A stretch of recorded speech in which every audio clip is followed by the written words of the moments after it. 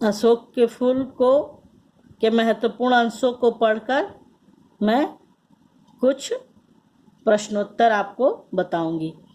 अशोक में फिर फूल आ गए। इन छोटे लाल लाल पुष्पों के मनोहर स्तबकों, स्तबक मतलब होता है गुच्छा, फूलों का जो गुच्छा होता है, में कैसा मोहन भाव है।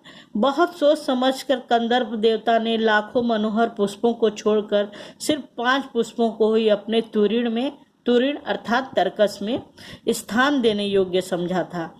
यह अशोक ही है। लेकिन पुष्पित अशोक को देखकर मेरा मन उदास है।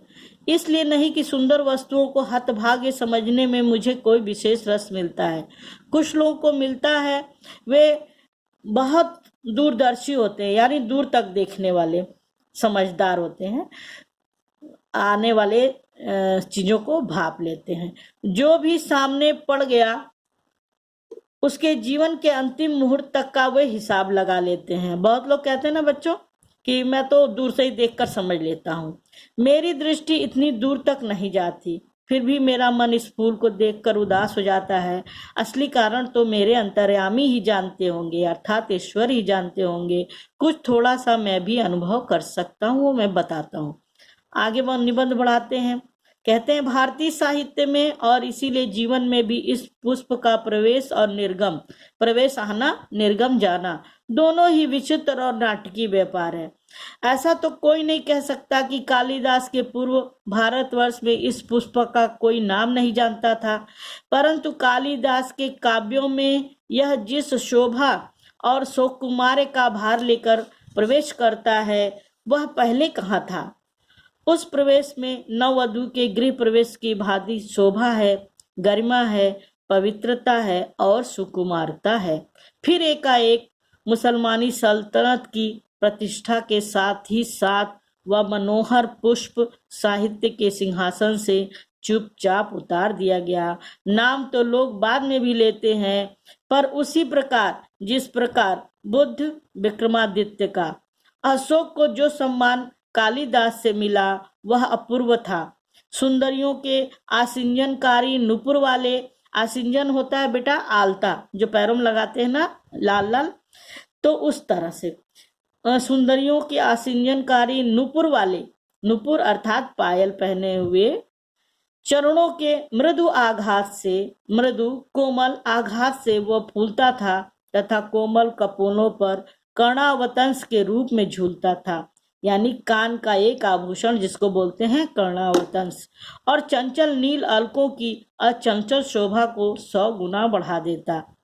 देखिए वो कहते हैं कि इस का अशोक के फूल का भारतीय साहित्य में प्रवेश अर्थात आना, उसका चर्चा होना, उसके बारे में साहित्यकारों को लिखना और लिखते लिखते उसका लुप्त हो जाना, ये बात लेखक को अच्छी नहीं लगती। और लेखक कहते हैं कि इस प्रकार उसका साहित्य में आना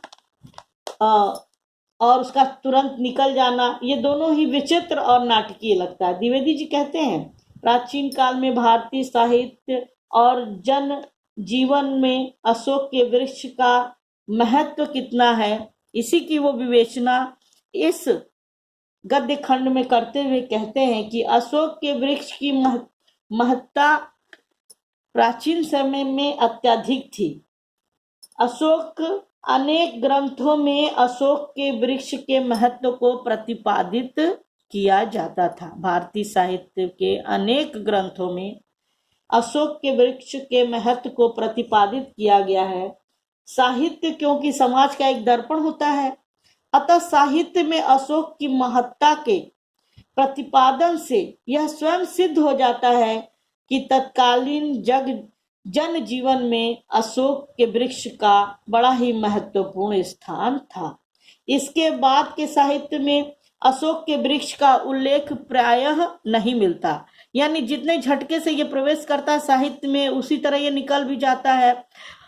और ये कालिदास के समय से अशोक के वृक्ष के फूलों की प्रशंसा काव्य में उसकी चर्चा होती रही है। साहित्य और जनजीवन में इसका प्रवेश होना और अचानक से बाहर हो जाना लेखक को ठीक वैसा ही प्रतीत होता है जैसे कोई नाटक में पात्र अचानक से मंच पर आ जाता है और फिर अचानक ही वो नाटक से बाहर हो जाता है। लेखक कहते हैं कि कालिदास जी के साहित्य में भी अशोक की महानता का वर्णन है।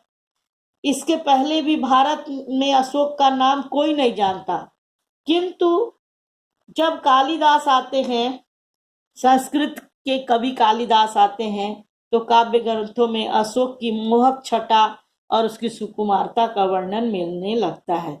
ऐसा वर्णन जो पहले साहित्य में कहीं भी नहीं मिला। ऐसा उल्लेख, ऐसा मोहक और आकर्षक उल्लेख जैसे लगता है, इतना मोहक और आकर्षक उल्लेख है अशोक के वृक्ष का कालिदास के साहित्य में, जैसे कि नववधु के गृह प्रवेश की भांति, अर्थात इतना मोहक है जैसे कोई नई नवेली दुल्हन के प्रथम गृह प्रवेश का होता है। जिस प्रकार नई नवेली दुल्हन घर में प्रथम आगमन अत्यंत गरिमापूर्ण, पवित्र, निश्चल और नव यौवन की कोमलता के साथ करती है, वैसा ही गरिमापूर्ण, पवित्र और सुकोमल वर्णन कालिदास ने अशोक का भारतीय साहित्य में प्रवेश कराते समय सुंदरता के साथ किया है।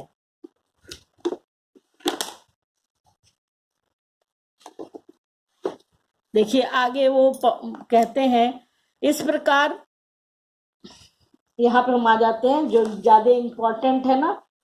तो बच्चों ये इसमें आप प्रश्न बना सकते हैं और ये कई बार आया भी है, जो हमने भी पढ़ा है, ये बोर्ड में आपके आया भी है। भारतीय साहित्य से लेकर आपके सुकुमारता तक आ सकता है। देखिए ये जो है ये यहाँ तक ये बोर्ड में पूछा भी गया और प्रश्न इसके सुन लीजिए आप लोग एक बार, तो ये खंड मेरा पूरा हो जाएगा। अब मैं प्रश्न बोलूंगी और उत्तर भी मैं बोल देती हूँ। अगर आप वीडियो देख रहे हैं तो इस प्रश्न को इसके बीच में 5 प्रश्न भी बनते हैं और उसका उत्तर भी मैं बोल देती हूँ। जैसे प्रश्न बन सकता है, पहला जो सभी को पता है, गद्यांश के पाठ और लेखक का नाम लिखिए। दूसरा प्रश्न बनता है, रेखांकित अंश की व्याख्या कीजिए। जो रेखांकित अंश है आपके यहाँ पर 2 ही हैं, ज्यादा नहीं है, और इसको आप लिखेंगे तो आपको अच्छा भी लगेगा। देखिए 2 है, बस नाटकीय व्यापार लगता है। और प्रथम आपको मैंने बता ही दिया कि प्रस्तुत गद्यांश के लेखक और पाठ का नाम। दूसरा प्रश्न बन सकता है यहाँ, रेखांकित अंश की व्याख्या। तीसरा प्रश्न है कि साहित्य और जनजीवन दोनों में अशोक का प्रवेश और फिर बाहर हो जाना लेखक को कैसा प्रतीत होता है। चौथा प्रश्न है, अपने काव्य ग्रंथों को किसने अशोक की मोहक छटा और उसकी सुकुमारता का सर्वाधिक सुंदर वर्णन किया है। तो ये एक 5वां क्वेश्चन आप ये भी बना सकते हैं बच्चों कि प्रस्तुत गद्यांश में किसका वर्णन किया जा रहा है, किस पुष्प का वर्णन किया जा रहा है। तो पहला प्रश्न मैंने आपको बोला था कि गद्यांश के पाठ और लेखक का नाम, उसका उत्तर होगा कि प्रस्तुत गद्यांश हिंदी साहित्य के सुप्रसिद्ध ललित निबंधकार आचार्य हजारी प्रसाद द्विवेदी जी द्वारा लिखित अशोक के फूल नामक निबंध से उद्धृत है। तो दोनों चीज हो गया, अशोक के फूल पाठ का नाम हो गया और लेखक का नाम हजारी प्रसाद द्विवेदी। दूसरा प्रश्न है रेखांकित अंश की व्याख्या।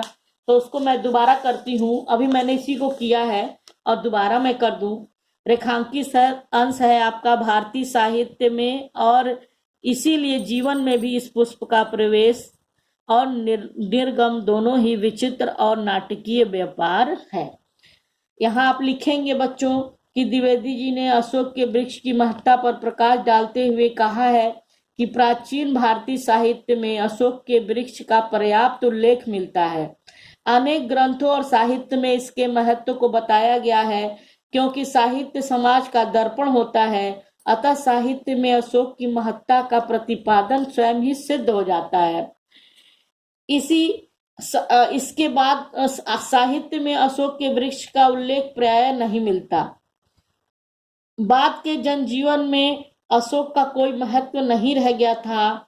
साहित्य और जनजीवन दोनों में इस प्रकार अशोक का प्रवेश करना और फिर अचानक से उससे बाहर हो जाना लेखक को ठीक वैसा ही लगता है जैसे कोई नाटक में पात्र अचानक से मंच पर प्रवेश करता है और अचानक से ही नाटक से वो बाहर चला जाता है। तीसरा मैंने आपको क्वेश्चन बताया था, साहित्य और जनजीवन दोनों में अशोक का प्रवेश अर्थात अशोक का फूल का प्रवेश और फिर उसका बाहर हो जाना लेखक को कैसा प्रतीत होता है। तो इसका तो अभी मैंने आंसर व्याख्या में दिया, जो बिल्कुल सरल था। थोड़ा सा आप सोचेंगे तो आपको याद आ जाएगा, लेकिन हम बता देते हैं आपको। साहित्य और जनजीवन में दोनों में अशोक का प्रवेश और फिर बाहर जाना लेखक को ऐसा प्रतीत होता है जैसे नाटक में कोई पात्र अचानक मंच पर प्रवेश कर जाता है, फिर अचानक वो नाटक से बाहर चला जाता है। चौथा प्रश्न मैंने आपको बताया कि अपने काव्य ग्रंथों में किसने अशोक की मोहक छटा और उसकी सुकुमारता का सर्वाधिक सुंदर वर्णन किया है। तो आप लिखेंगे अपने काव्य ग्रंथों में कालिदास ने अशोक की मोहक छटा और उसकी सुकुमारता का सर्वाधिक सुंदर वर्णन किया है।